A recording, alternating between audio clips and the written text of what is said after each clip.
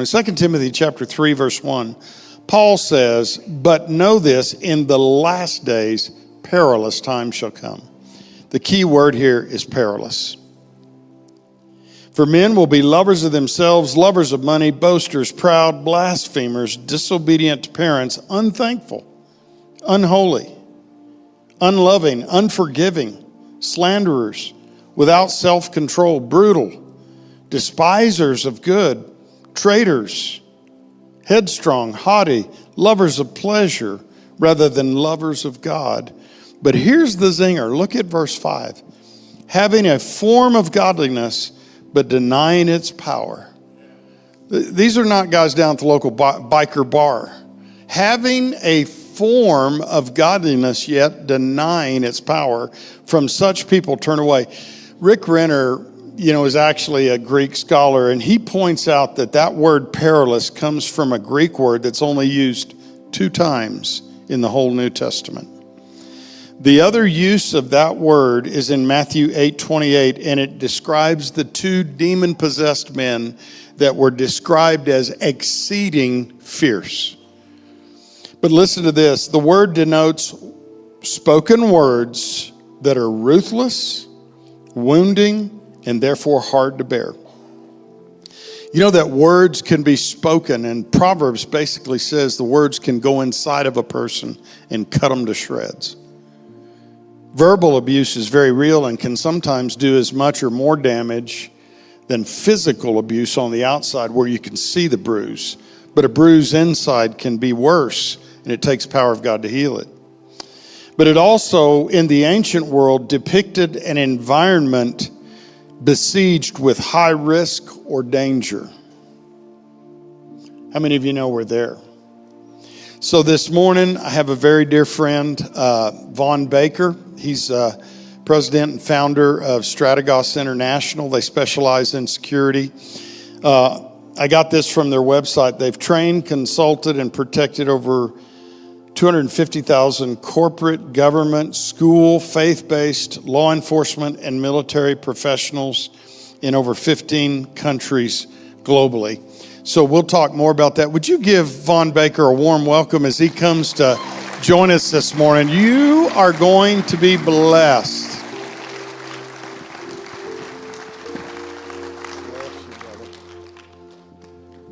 Well, so this is one of those things. I just believe the Lord put this together. There's times I think about having someone, Vaughn, to come speak, and there's the Proverbs principle is that we've got all these plans in our heart, but it's the counsel or the purpose of the Lord that really stands. And you may think, is this spiritual at all? Well, I think you're going to be very blessed today, and I think the Lord put this together. But Vaughn, I could read a lot about you, but I always like to just give our guests a chance. Tell us a little bit about yourself and where you came from. Sure. Well, I'm from Kansas City. I do consider this area, Colorado Springs, and this church a second home. Love coming out here. My wife couldn't make it with me this time, so I say hi to her and tell her I love her at home. I have a wife of 30 years, Glenda, and I have one son who's 27. Born and raised in a Christian home. And I have a boring testimony when it comes to that. I don't have a real powerful addiction testimony or anything, so I'm kind of jealous of other people's testimonies. But I actually praise God for my boring testimony. And born and raised Christian home. Even when I was a second grader, I had this feeling of anger that would well up inside me when I would watch somebody else on the playground get bullied. And when I was a sophomore in high school, had a teacher said, you can either write this paper or you can go ride with the police for a project to get a grade on. Well, riding with the police was much easier than writing a paper. So I went and did that, and the first ride-along that I did with a police officer back in '86 I was hooked, and that's what I wanted to do. And from that point on, I walked a straight and narrow because I was very worried that I was going to compromise my chance to become a police officer. And I thought that's what God was going to have me do my entire life. Did that for 15 years, several years on the road, 13 years as a SWAT officer, did some investigations, and I thought that was what my career was going to be. I left the church for about 5 years when I first became a police officer. Why? Because I was so hooked on being a police officer and I was working shift work, that I neglected the church. And in '93, got hooked up with a pastor that was a former Army Ranger and brought me back into the church. And I haven't left ever since. And I got married in '91 and just been blessed every step of the way. '99, I actually was called to work for a company in California doing tactical training. I had the opportunity to do that full-time, left police work, did that full-time all over the world, training police officers and military special operations folks. And then 2002, they called us all in and said, hey, we want you all to go forth and prosper, which corporate talk means you're all gone. And what ended up happening is we started Strategos at that time. Strategos is the Greek word for strategy or strategies. And ever since then, the protectors of other people can't be everywhere that people are being victimized. So what we really, our passion now is to teach others how to not only prepare and prevent, but also instead of repairing and repenting, we want to prepare and prevent, but teach them how they can protect themselves. And that's really what we've been doing ever since 2002. That's amazing. And so one of the things, I always love our fellowship together. It's around the Lord, and we were together for dinner yesterday, and I had forgotten about so many incidents that have taken place in our country of massacres and slaughters that have taken place in churches and schools. And Vaughn is one of the few people that when I ask him, so Vaughn, how's business? And he says, well, unfortunately, it's exploding. Because the growth of his business usually happens, I think it was the last Uvalde school shooting, your phone blew up again. It happens every time there's a church shooting or something like that. But we were talking yesterday, and you used the phrase normalcy bias, or it's also been called normality bias. Tell us what that is. Well, normalcy bias is this feeling that people have absent training. And what happens is you and we become so biased to the normal that when the abnormal occurs or when the crisis occurs, we either deny the crisis or we rationalize the crisis away. And it's something that happens in every single crisis event, every single incident of mass violence where we're talking about active shooter events. People lose their life because of this phenomenon. And it's so tragic because it's so easy to overcome, and it's just to educate people on what normalcy bias is. And I'll give you a few really tragic examples. Wedgwood Baptist Church in 1999, youth were doing, as a mega church down in Dallas, the youth were doing a celebration service on a Wednesday night, 700 youth present. A deranged gunman entered the foyer, the lobby area, victimized 2 youth sitting over on the side bench. The first 2 homicide victims were them. Male staff member down the hallway sees the first 2 homicides take place, and he tells the ladies that were in the hallway with him, hey ladies, step out of the way. This guy's coming this way. He's part of the skit. And what happened is he was so biased to the normal, when the abnormal occurred, he couldn't accept it. So he had to come up with and rationalize an alternative reality that he could accept. The gunman walked towards him, raised the gun, shot him twice. He looks down, sees his own blood, and he tells the ladies, step out of the way. He's using paintball. So he's been shot twice, and he still cannot accept the crisis. That's an extreme example of normalcy bias. The gunman then enters the sanctuary, began to victimize youth in the sanctuary. It is reported that several youth in the sanctuary ran towards the gunman, yelling and waving their arms, yelling, shoot me, shoot me. Why? Because they wanted to be part of the skit as well.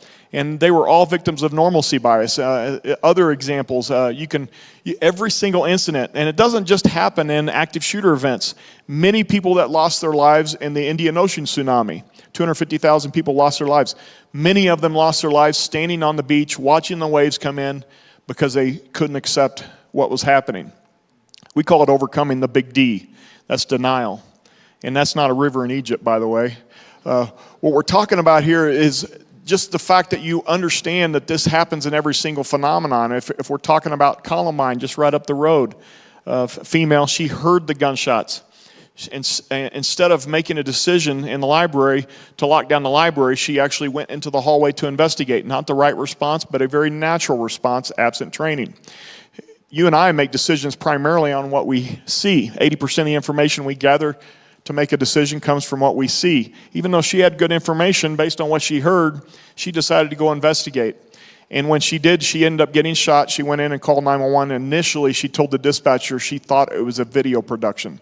Why? Because of normalcy bias. She couldn't accept reality. So that's just a couple of examples, but in every single one of these incidents, you will hear witnesses being interviewed by the media. You'll hear things like, I thought it was firecrackers and things like that. That's the phenomenon that we really try to focus and educate people on. You know, those stories, they're kind of shocking, but people died in those scenarios, and it's happened time after time. One of the things that, now me as a pastor, you know, one of the things I say about being the pastor, I'm not called to meet every need, but I am called to make sure every need is met. So there's only so much I can do.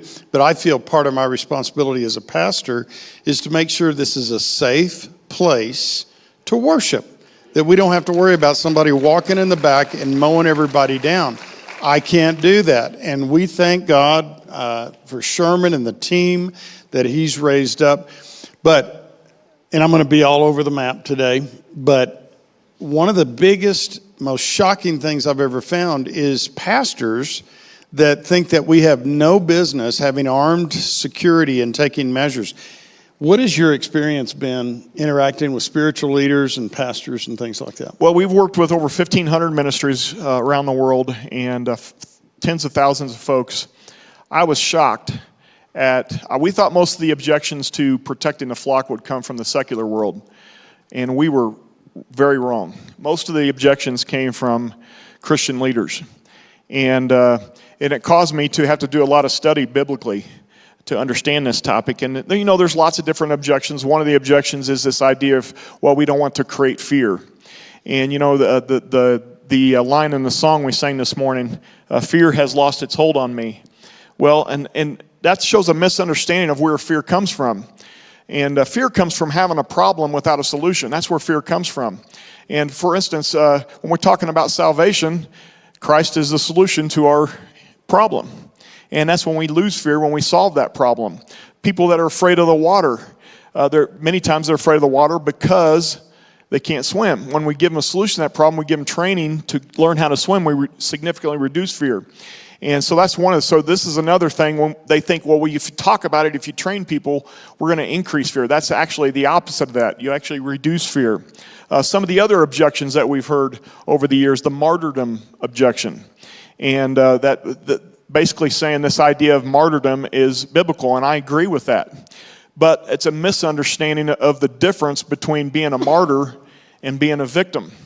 Being a martyr, there's a personal choice. But being a victim, you're not given that choice. And so our job as people that cannot protect themselves is we need to be, biblically, we need to prepare in advance for the very real reality that this could occur. We've heard that had the turn the other cheek objection, where people use that out of context from Jesus' Sermon on the Mount. He's talking about governmental conduct versus individual conduct. I had a pastor actually tell me one time, well, I don't want to have to take the life of somebody that's trying to kill others because they may not be saved. And I said, well, Pastor, you're putting yourself in a real trick box there, because now you're forcing yourself to screen everybody before you take a decision that could save other people's lives. Hey, are you saved before I decide if I'm going to take this action? That's just not feasible, and it's not practical. So there's lots and lots of objections that we've heard over the years that none of them are biblical that we've heard, or they claim it is biblical, it gets taken out of context. I read a pastor's statement, and because I could not find that exact article, again, I won't say his name, but he's well known, and I had difficulty believing what I read. And he doesn't believe Christians should have guns in their homes. And one of the things he said, they asked him, well, what if somebody breaks into your home and is assaulting your wife? He said, well, I'll call 911. Now, the only word I could find for that was asinine. That is the only word I could find that's legal for me to say. That means stupid or ludicrous. And the only reason I didn't bring his name up, because a lot of people read his books and they're influenced by that. And here's the thing, my argument on that is we're called to walk in wisdom. And you cannot walk in wisdom if you're not prudent, because wisdom, Proverbs says, am found with prudence. Proverbs 27:12, a prudent person foresees danger and takes precautions. The simpleton goes blindly on and suffers the consequences. So, Vaughn, are there some examples where you've seen some training that you could probably tie it to saving lives or avoiding a real tragedy? Yeah, just to address what that statement that pastor made, biblically, that's not even biblical. 1 Timothy 5:8 says that we're provide a man that doesn't provide for his own is worse than an unbeliever. And part of that provision isn't just room and board, it's protection as well. But examples and benefits of training, I can give you several of those in the U.S. and outside of the U.S. One of them in the U.S. was at Bellevue Baptist Church, one of the largest Baptist churches in the country. A greeter on an Easter morning who had been trained, noticed a man that came in, and as he walked by her, he did not address her, even though she addressed him, which is unusual, it's abnormal. And then as he walked by, she noticed he was armed. He moved in a way where the coat lifted and saw he was armed. She notified security. He was also wearing a backpack. This is on Easter morning. And the only thing he did say is he was asking where the balcony was. She notified security. Security went and approached him, engaged him in conversation. Long story short, they found an upper and a lower of an AR-15 with 300 rounds of ammunition in his backpack. And the thought was he was going to the balcony to try to victimize many others. So that's an example. A local example, right up the street, New Life Church, 2008. We had a family that was victimized in the parking lot, the Works family. And they were prepared, however. And we had a hero female security officer that had received lots of training. As soon as he made entry into that church, she stopped that threat from becoming much worse. He was going down the east hallway to head to the sanctuary. And that's another example. Third example I'll give you, and this gets into the psychology of the people that commit these acts, is an example from South Africa. Charles Van Wyk, a missionary in South Africa. He wrote a book called Shooting Back the Right and Duty of Self-Defense. And I will change that a bit. Sometimes winning and prevailing against evil requires offense as well, not just defense. If you're always on defense, you're going to lose. So it does require some offense. He had a 5-shot revolver, a missionary. They were the victims of a terrorist attack on church Sunday morning, 1,500 people present. And they had machine guns. 3 attackers with machine guns and hand grenades began to lob hand grenades, shoot machine guns. 11 people lost their lives. He got in a position and he fired all 5 rounds from his revolver. That's all he had. And guess what these brave souls did? They took off running because somebody made the decision that I'm going to fight and I'm going to exhibit that John 15:13 type of love. A greater love hath no man than he's willing to lay down his life for another. And we'll get into the psychology of these attackers here in just a little bit. It's important we understand them and what their motivations are so we can help deter and prevent these from occurring. And also, we were talking about, concealed weapons permits. Actually, when the issuing of a concealed weapon permits go up in an area, crime goes down. And I'll talk about that in a minute because the gun control, I should have brought this slide. The politicians that are against you and I having arms and things like that, they don't abide by their own teaching. And most of those people, like the people that didn't want a border wall here in this country, many of them live in walled communities. And the ones that want to take your guns away, they travel with a group of people heavily armed. But when it comes to concealed weapon permit, you had some comments on that, Vaughn, I thought you ought to share. There's a great deal of responsibility that comes with it. Absolutely, and I'm a huge Second Amendment advocate when it comes to that. But when we talk about this tremendous responsibility and of getting a permit, getting a weapon that has the power to take others' lives, there's a responsibility that comes with that as well, and that's to train. And some tremendous tragedies have occurred because training well-intentioned people, good, godly people, but because they didn't commit to that responsibility carefully, there was some loss of life. I'll give you an example down in Florida, a church in Florida. 2 deacons went into an empty Sunday school room, and one of them wanted to show the other his concealed weapon, his new gun, and the gun accidentally went off. The round went through the wall, and the 21-year-old daughter of the pastor was hit in the head and was killed. It tremendously affected, obviously, the pastor. He had to take almost a year sabbatical because he was destroyed. Real powerful service. If you ever get a chance to YouTube it, is when he came back, he called that deacon up to make sure that he showed public forgiveness to this deacon. And, of course, the deacon was just bawling his eyes out. But he couldn't bring that life back because a mistake was made. Another example, right after Sutherland Springs attack, First Baptist Church Sutherland Springs, in a community of 400 people. These are not big city problems, by the way. These happen everywhere. In fact, more than half of these attacks happen in populations less than 10,000 people. This community had 400 people. 50 go to this church every Sunday, First Baptist Church Sutherland Springs. Pastor Frank Pomeroy has become a very dear friend now. 20 were killed, 26 were wounded. So 46 out of those 50 were wounded. The attacker with an AR-15 went around the outside, shot hundreds of rounds in, then went inside and were executing people hiding underneath pews. When he would find a young child hiding underneath the pew, he'd put his rifle down and grab his pistol, and he'd do a contact shot with the child and execute those children in there. That's a small community. Another example, right after that incident happened, a church in Tennessee decided we better prepare. They had a church meeting on a Sunday evening. And one member of the congregation decided, well, I'm prepared. And he pulls out his concealed weapon. And accidentally, the weapon goes off. And he ends up shooting his wife in the leg.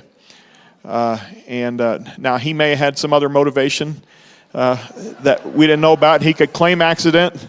But more than likely, that was an accident. And so lots of tragedies occur because people don't train. So when we're talking about making life and death decisions in very compressed split-second time frames, really we encourage you to get training when we on top of that. You know, there's this big debate, and I've had part of the reason for having this, I hope this message gets into pastors' hands so they can have permission to protect their flock and get the right training, and that will prevent a lot of what we've been hearing. But some of you, I went looking this up because the quote I'm about to share with you, I think came from kind of a left-leaning liberal comedian, and I couldn't find it, but I did find a lot of mockery, and it's this: if guns kill people, then pencils misspell words, cars make people drive drunk, and spoons make people fat. And so, to date, there has never been a gun jump off the shelf and shoot someone. Someone's behind it. So, there's a book I ran onto. I have not read this. It's a pro-Second Amendment conservative. He was a columnist. He wrote a book called More Guns, Less Crimes. And one of the things, it's on its third edition right now. But a decade later, it says the book continues to play a key role in ongoing arguments over gun control laws. Despite all the attacks by gun control advocates, no one has ever been able to refute it. So don't buy the lie that you're hearing coming out of Washington, D.C., and all that kind of thing. Because if you study history, there's a thing called democide. And governments, the very conservative number in the last century, governments have killed 100 million of their own people. But even the gentleman that coined that phrase, not a Christian, has said the real number is more like 250 million or above. And it always starts when the people are disarmed. So one thing I want to mention, Vaughn, and I was blessed to be at your National Christian Protectors Conference.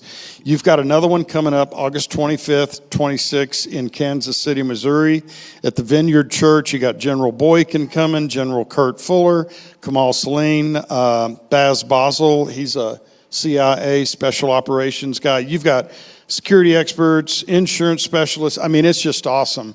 I hope there's over 1,000 people there. And tell us a little bit about what you hope to accomplish there. Well, you forgot about our tremendous Thursday night speaker we're going to have there. We're going to have Pastor Mark Cowart there as well. And, you know, your book really resonated with me, Army of God Rising, when I read it during COVID. I was really seeking intimacy with the Lord, and that book really spoke to me. God spoke to me through that book. And it seemed like, even though it was written, the first edition several years ago, it seemed like it was written 2 weeks ago, based on what we're seeing nowadays. And in fact, I made it mandatory reading for everybody in our office because of that. So we're excited about this conference. It'll be our third annual conference. We invite anybody who is a protector of others to be there. Now, who is a protector of others? Well, if you are responsible for the care of another, you fall under that category of protector. And so whether we're not talking about just police, fire, EMS, military, we're talking about fathers and mothers even. You're responsible for the care of another. Not only are we going to have lots of different training courses there over 2 days, but in the evening times and in the late afternoons, we're going to have keynotes. And you can see these are all men and women that love the Lord. But at the same time, many times when I have an opportunity to minister to people that I can have a platform with, police officers specifically, they think you can't be a man's man and be a Christian. And when you see these speakers there, when you're talking about Delta Force operators and CIA and special operations and SWAT officers, they come to those conferences, and we had, over the last 2 or 3 years, we've had numerous people saved. I've had people stop me in the hallway saying, hey, I'm going straight home to restore my marriage because they heard something that really resonated with them. We've had people showed up that were on their way home to commit suicide, and because they're victims of PTSD. But they realize there's other people that are going through some of the same things, and then we give them a solution to their problem, which is Jesus Christ. And so it's a tremendous conference. We encourage you to be there. Going to be some great people there, and your fearless leader is going to be one of the best ones there, as a matter of fact. I'm excited because Army of God Rising, the message hasn't changed, but I did do a little bit of an upgrade on it with the 5 words the Lord gave us, and then there were 4 specific dates. We should have that ready for that. But I tell you, what blesses me is Christ is at the center of this conference. And so I hope you'll help get the word out on that. One of the things, there's a couple of quotes I read. There's an Old West adage that says, God created men and Sam Colt made them equal. And so one of the things that another quote here is, the answer to a bad guy with a gun is a good guy with a gun. And sometimes when I think of the body of Christ, I go back to what Peter Daniel said when he was here. He said, Romans 12:2 says, we are transformed by the renewing of our mind, not the removal of our minds. And sometimes, I don't know what it is with Christians, they just park their brains at the door and they quit thinking. And, people in the world look at that and say, what in the world are you thinking? And the answer is, we're not thinking. Well, the other thing that we add on to that is you hear that phrase, good guys finish last, and that's not true. It's unprepared good guys finish last. And so it's important to prepare in advance. Wow. What would your advice be to just everyone here at home? We have everything from single gals to widows to widowers and things like that. What is your advice to just a Christian family? Because, crime is surging in El Paso County. It's up radically. Murders are up radically. Home break-ins and things like that.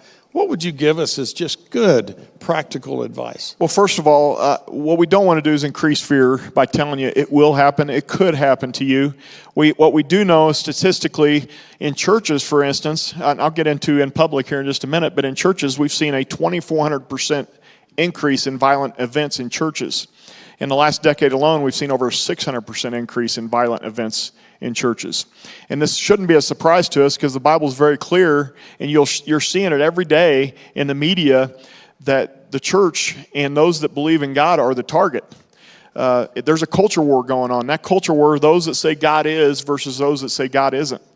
And people are extreme, especially after Roe versus Wade. We see the extremists coming out that are threatening churches that are publicly proclaiming pro-life stances. And we're seeing protests that are happening. But you personally, what can you do? Well, what we teach is have a plan. And incidents of mass violence, we teach what's called a 3-out response.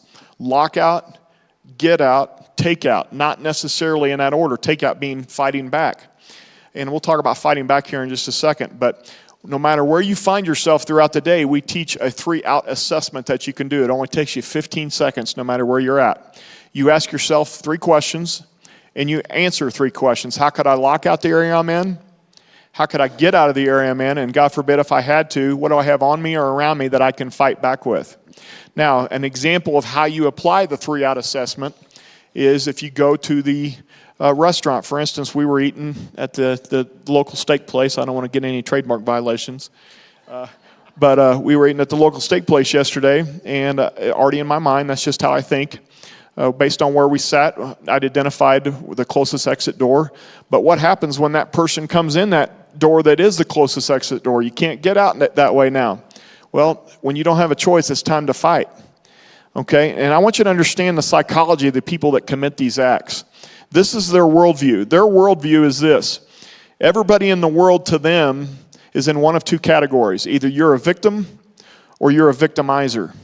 And they've perceived themselves to live in the victim category their entire life. They have a long list of personal failures, and guess who the last person is they blame for their failures?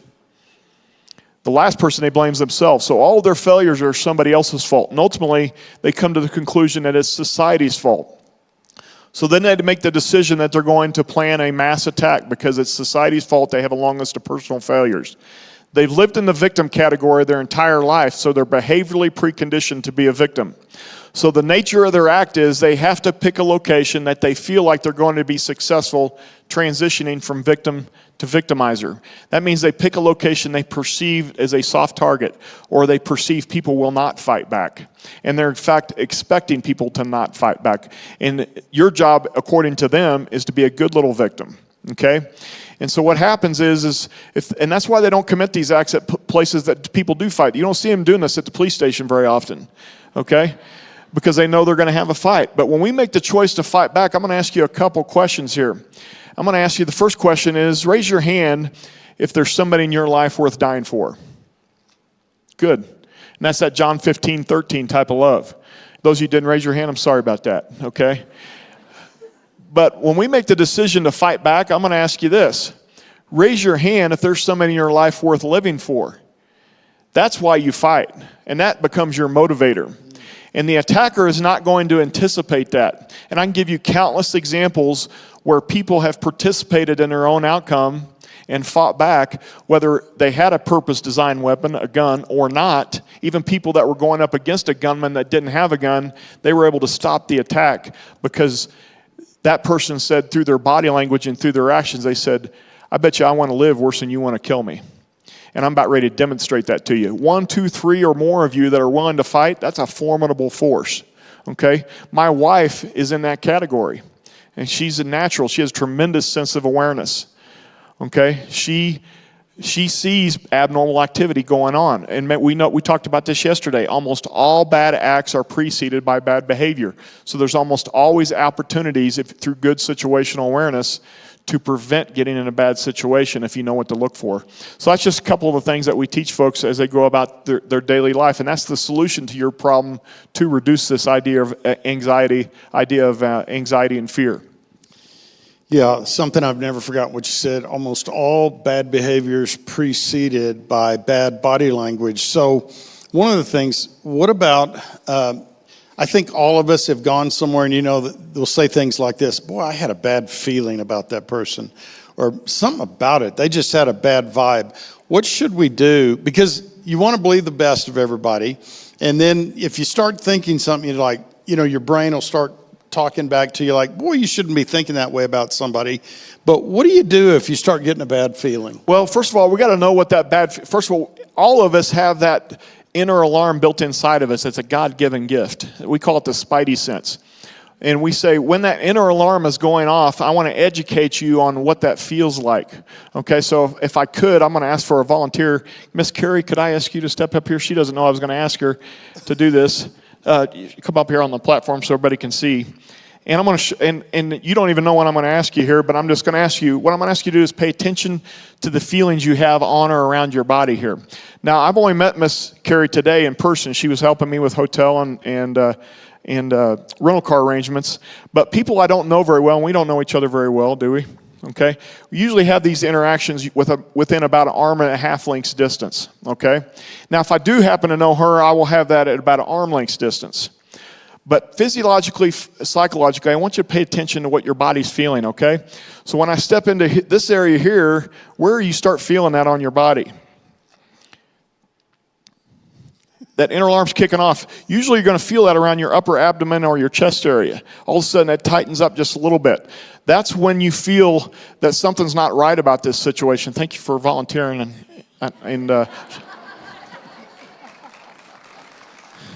So we got to pay attention to that inner alarm. What happens, everybody's got it, but they ignore it. Or they rationalize it. You're in the parking garage, somebody's walking towards you, and you start acting like a victim. You look away. Well, we teach, no, you want to make eye contact with those people. Look confident, okay? What ends up happening is he's sizing you up. He's saying, is that a victim that I can easily overcome? Or is that somebody that's going to fight back or not? So we got to pay attention to that spidey sense when it goes off, and it's not a superpower that Spider-Man has. Everybody has it. But that's where you're going to feel it on your body, in that upper chest or that abdomen area. Awesome. Yeah, just a couple other things. I threw all these notes in here because I want us to begin to think. Because when you see these things, like every time there's a mass shooting or something like that, you start hearing these politicians start saying, oh, we need stricter gun control. Well, I don't know if they understand, but most criminals do not pay attention to laws, rules, and regulations. They don't get the memo. You're not supposed to bring guns into a particular place. So you've all heard this quote, remember that when seconds count, the police are only minutes away. Really, you're actually the first responder in your home. And think about it, and I think sometimes all it takes is you should listen to some of the 911 calls, and I'm sure you've got a boatload of them, but one was a man that broke into, in broad daylight, a home of a woman, I think it was in Georgia, and her and her two, I think it was either twins, they're like 9 or 10-year-olds, they went into a crawl space. So this man, she called her husband, and she had a gun. And this guy did not come just to rob the house. He was looking for that woman and the two daughters, whoever they were.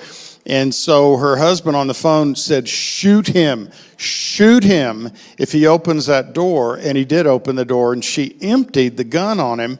It was 5 rounds, and he still got away, got in his car, and then crashed the car down the road. But a lot of people don't realize that you are the first responder in your home. But again, I love the emphasis you put on it. The gun, don't let it give you a false sense of security. You need to be responsible with it. You need to be trained. What would you say to people that, now I grew up around guns. Where I grew up in West Texas, guns were everywhere. Every truck had a gun rack in the back because you shot critters and varmints on your farm. And you know what's amazing? We didn't have school shootings, and we didn't have things like that. When I grew up, the churches weren't locked and things like that. So I grew up around them. But say about people that have never been around guns, haven't shot, what should they do? Well, first of all, we need to understand guns just a tool. Sometimes you're going to be in areas that don't allow guns, the airport, for instance. And, I've seen the opposite of this. Everybody thinks the gun's the answer. Yeah, it's a tremendous purpose-designed tool if you have the training. But just because you don't have that tool in a non-permissive environment, don't let it become your pacifier, in other words, that you think you're helpless if you don't have it. There's plenty of other ways you can participate in your own outcome and fight back through improvised ways as well. But guns, it's a great tool to fight back with. And, guns are like tasers. They're very biblical. It's better to give than receive, okay? For people that have earned that service, let's put it that way, okay? And of course, we've all done something we deserve to get shot for, I'm sure, at some point in our life, whether that's pre-salvation, acceptance of salvation or not. But a gun is a tremendous tool that you can use. Don't let it, again, that's just like any other element of fear. People that are afraid of guns is because they haven't got the training with them yet. Some people are going to make that decision ultimately that a gun may not be for them. Maybe there are some other tools that you can get that are purpose designed that will allow you to protect yourself as well. So there's quite a few purpose designed tools that are out there, whether they're less lethal tools or they're lethal, deadly force instruments as well. Well, we've been talking a lot about church violence and things like that, but I know there's been some tragic things when employers, businessmen have released employees and people have, they've had something that just broke loose. They came back and shot and killed other employees. What should a businessman consider doing? Well, a business person that is opening and closing their business, a lot of times they may own some businesses where a manager or we have other employees. We encourage, if they're going to go do a bank drop, that needs to be the buddy system, okay? 2 persons are better than 1, especially when a person is deciding if they're going to select you to be a victim, okay? A business person that's by themselves, which many times they will be by themselves. We teach this idea of situational awareness. And again, this idea of awareness, it's from distance to close up. There's nothing we can teach you, whether that's martial arts, whether that's firearms training, no matter what. There's nothing we can teach you that's 100%. That will win 100% of the engagements you get into. But let me tell you how important awareness is of your surroundings. You will win 100% of the engagements that you don't get into by having a good sense of awareness. Okay, and again, I talk about my wife again. I'll give you a couple examples. She was going to work out. She works out 4 days a week, and she was pulling into the parking lot. She was a little bit early at a fitness place. She was the first one there. And as soon as she pulled into a parking place, a gentleman walked around the corner of the building and came straight towards her. She immediately saw he was coming at an elevated pace. He was walking at an elevated pace. He was looking right at her, which means he was coming to her car, the only one in the parking lot. So she put her car in drive, pulled out. Well, she had confirmation that he was a bad guy because as she was pulling out, he was yelling and cussing at her because she messed up his plan. She came back 15 minutes later thinking he was gone, and another person that she worked out with, another female, this guy was hanging halfway in her car window, her driver's window, because she rolled her window down to see what this guy needed. She was very empathetic. Oh, God, this gentleman needs help, okay? And she participated in the problem that she had. Let's put it that way, by exposing herself. So this idea of awareness is really important when it comes to that. The other thing we encourage you to do, whether it's a businessman or whether it's a family member, your iPhones and your Samsung Galaxies, they all have a free built-in feature on those phones called the SOS feature. You can Google it. You can set that up, and by triple-clicking or 4 times your power button, it will send out a duress signal to the people on your list of your exact location at that time, and wherever you're going after that, you activate that SOS signal. It also activates your camera and your audio, and it sends a picture to the people on your list of what you're videoing and what you're taking a picture of what's happening, so you can immediately notify people that you're under duress and something bad is happening. Many people don't know those features are on your phone. Very simple to set up, but if you have an iPhone or a Galaxy, we'd encourage you to set those up as well. What about terminations when you have businessmen or businesses, you have to terminate someone? Great question. We do high-risk terminations frequently, and the first thing we educate people on is when do we know we're dealing with a high-risk termination? So we come in and we usually do a behavior risk assessment, and we look at factors like what's going on in their personal life. Not only what's going on in performance at work, but are they under financial duress? Are they going through a divorce? Did they just lose custody of their kids? We do a social media review to determine, and we assign a score to each of those things that person's going through, and sooner or later they cross the threshold into this is high risk. So now that we know we're dealing with a high-risk termination, now we educate them on what the policy is going to be on setting up those terminations. Well, first of all, we do it in a room that's outside of the view of others. We set up that room where we have the closest access as the people that are doing the separation. We have the closest access to the exit. And maybe we even have security resources on site, or we're going to have somebody else do the termination. For instance, sometimes we will come in as the consultant to do the termination. And we will say, hey, listen, we've done the investigation. We've determined that you need to be separated from the organization. We are recommending that they terminate you. Because of that, they don't no longer have a choice, the organization, because the outside expert's recommending so. And now we're trying to transfer the aggression or the anger of that termination from the organization to us, so we can transfer who that person's mad at to us as well. We all do the termination with more than one person, and we don't have debate in that termination, where that person says, well, I know I did this, but, because these people always have an excuse. and the excuse is never their fault. It's always somebody else's fault. So we don't have room for the debate, because when debates happen, escalation happens. So we don't allow room for debate. We also try to do it with as much dignity and self-respect as we can. And then when we do escort them out of the property, we return all their access control cards. And we recommend that they also do that out of view of others as well. Well, I didn't know this till last night at dinner, but Creflo Dollar had you on his TV show, and he had actually, their praise and worship leader was killed and shot point blank at a Tuesday morning prayer meeting some years ago. It's interesting, that didn't make a lot of news like you would think that it would. Tell us about that situation, because I think that gentleman had been on staff there. Yeah, he was either, I can't remember if he was currently on staff when that occurred, or he had used to be on staff. And he ended up showing up during a prayer meeting during the week. And when we talk about churches preparing to prevent violence from occurring in church, we can't just think about during the services and special events. Statistically, more than half of the events that are happening at churches are happening during the week, 61% of them. So we have to prepare to protect staff and volunteers during the week as well, as far as how we set up, how we allow visitors that come in and ask for benevolence, how we're going to handle benevolence. Believe it or not, there are people that are on the circuit when it comes to benevolence, and when they don't get what they want, they turn into benevolence bullies.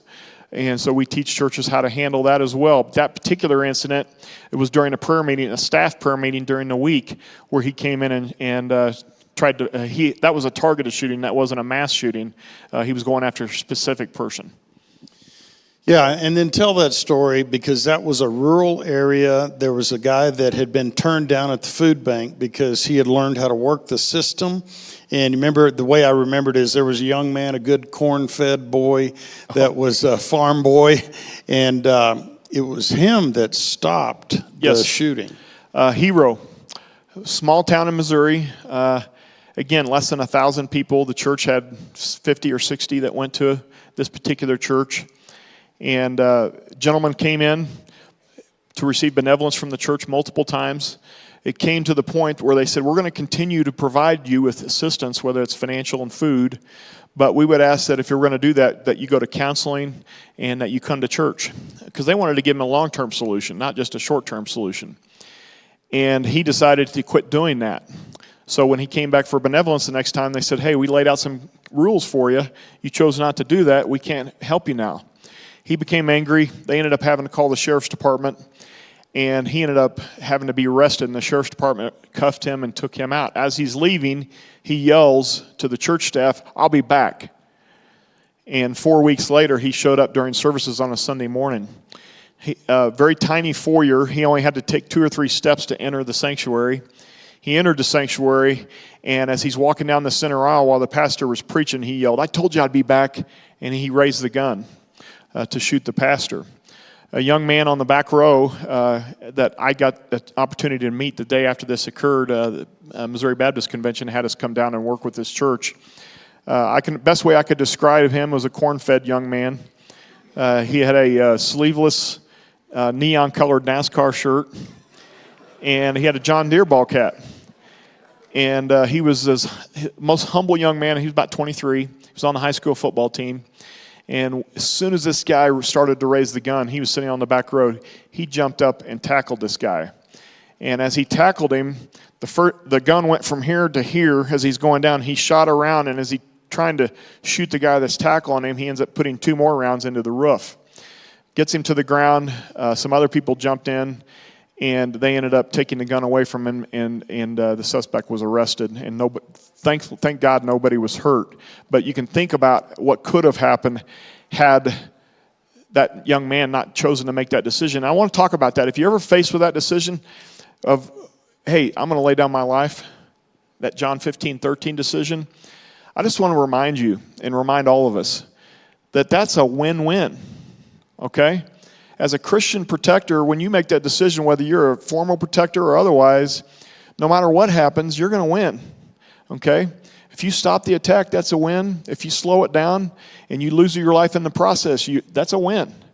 And so I just want to remind us, that's not really a hard decision when it comes to people wanting to hurt people I love. That's not a hard decision for me. And I can remember being in the back of the armored vehicle when we were getting ready to hit a drug house in the morning, 4 a.m.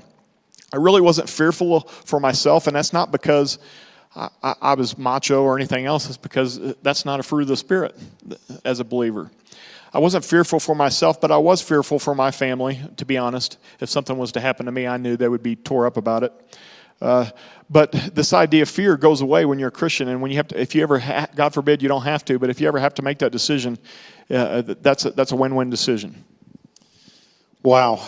I was just, in closing up here, I was thinking about Family Research Council. So we used to go do the Watchman on the Wall conferences in Washington, D.C., and they have the Family Research Council headquarters. So we went down there, and we would come in early for the pastors, and then we'd have the conference. And there's the bullet hole still in a ceiling, and one in the fire panel, I think, and the shredded carpet, and they left it. And the reason I think, this all just fell together to have you come in.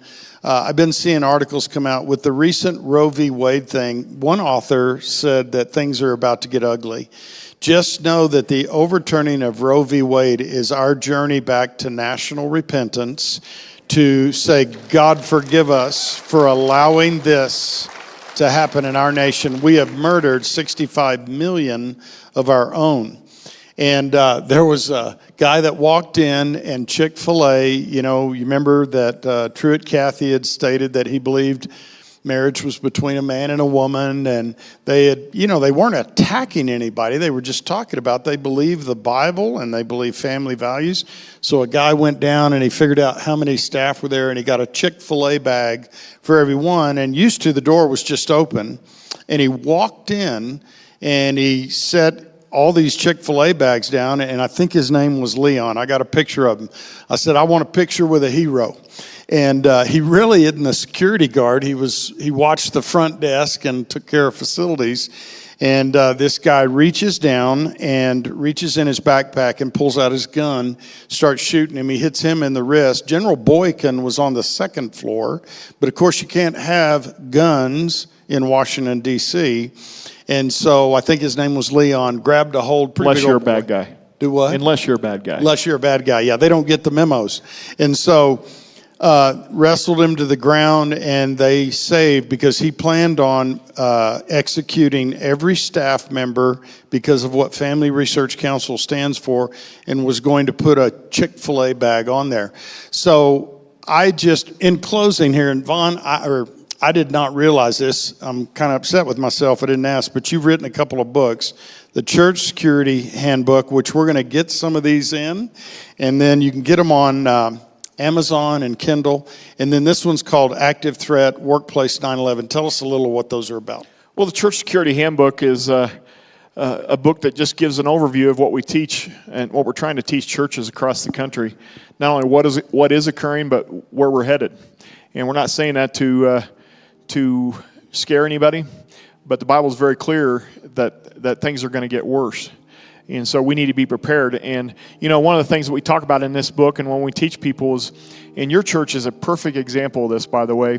If you do church security right, your church should become a more friendly place, not a less friendly place.